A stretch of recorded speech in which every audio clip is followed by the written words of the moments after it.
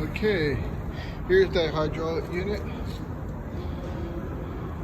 Tightens the insert on the pistons. I made this.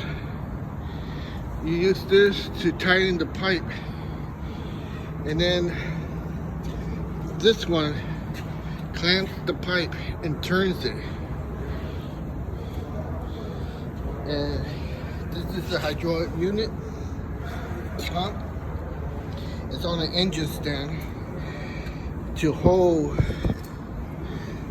the clamp and the pipe clamp here because it's very heavy. But like I said, it's a lot of money, the pump unit, and it doesn't work.